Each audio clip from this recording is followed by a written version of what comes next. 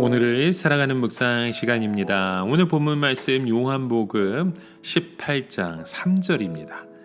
유다가 군대와 및 대제사장들과 바리새인들에게 얻은 하속들을 데리고 등과 해와 병기를 가지고 그리로 오는지라.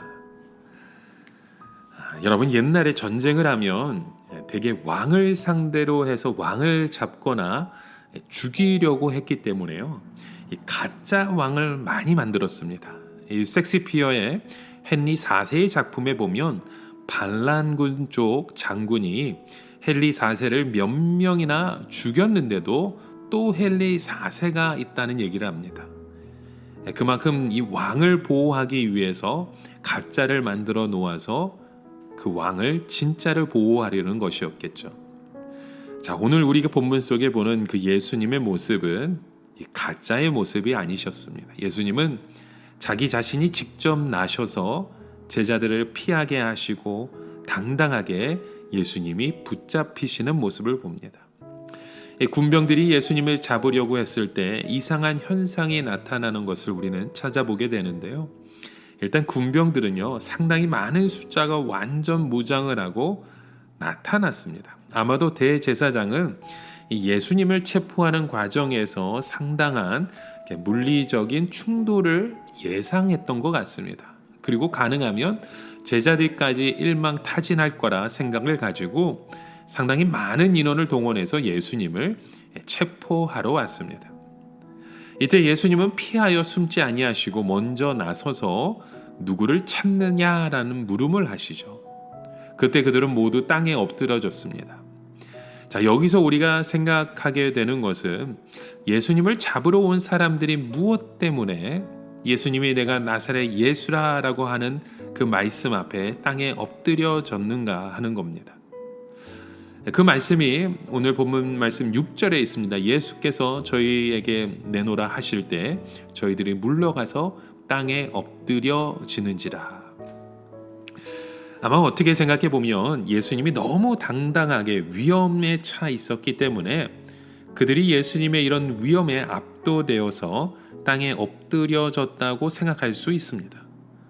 그러나 어쩌면 다른 힘이 그들을 땅에 엎어지게 했을 수도 있는 것이죠.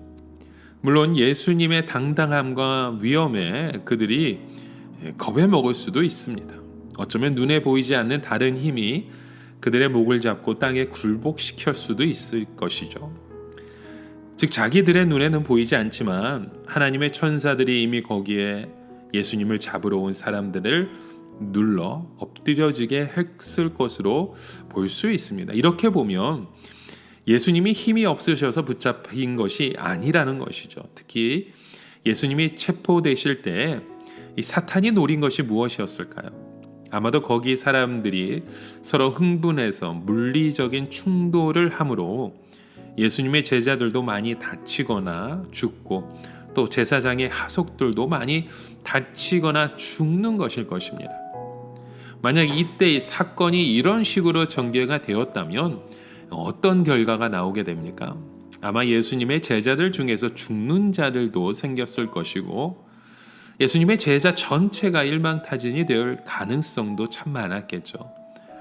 그리고 더 심각한 것은 지금도 하나님의 뜻에 따라서 자신을 복종시키려고 하는 예수님의 의도는 완전히 실패하고 마는 것입니다.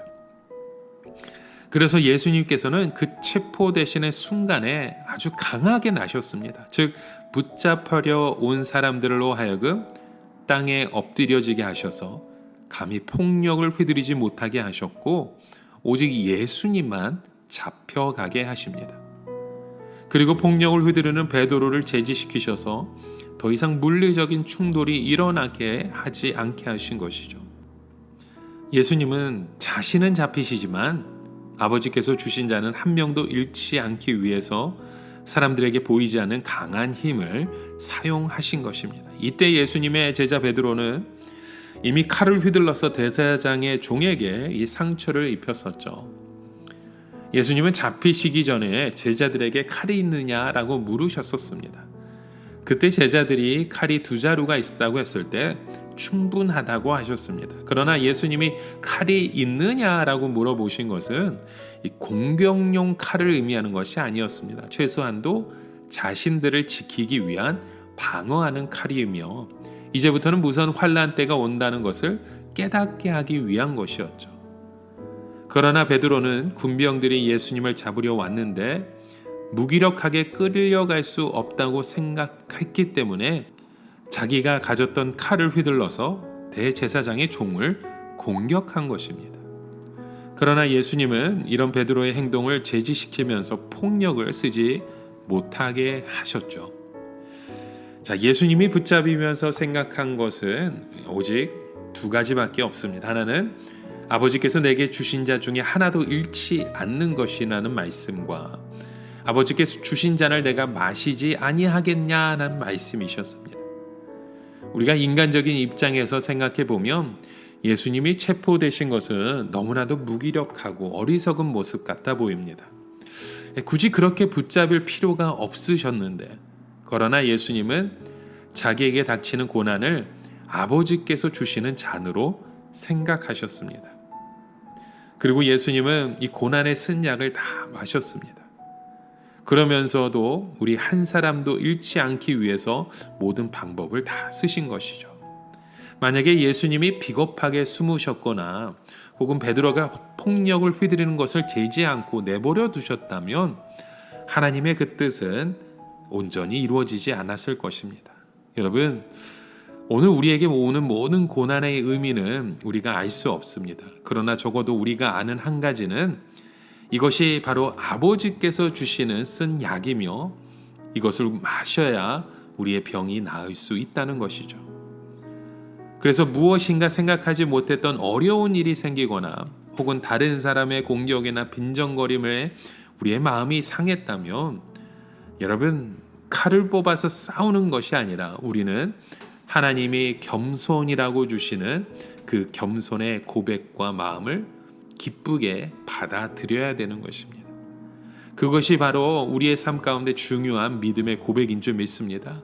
여러분, 오늘 하루 우리의 삶 가운데 더 높은 자리, 더 유명해지는 자리, 더 강구하는 자리보다 중요한 것은 우리의 삶의 자리에서 그 겸손함을 온전히 이루어가는 나의 신앙의 고백인 줄 믿습니다. 그런 믿음을 통해 하나님을 바라보시는 저와 여러분 되시길 주님의 이름으로 간절히 축원합니다. 함께 기도합니다. 하나님, 오늘도 하나님의 그 마음을 기쁘게 하는 믿음의 자녀 되기 원합니다. 나의 소망과 희망과 생각과 꿈이 아닌 오직 주의 마음을, 주의 뜻을 이루어가는 참된 주의 백성 되게 하여 주시옵소서. 예수님의 이름으로 간절히 기도드립니다. 아멘.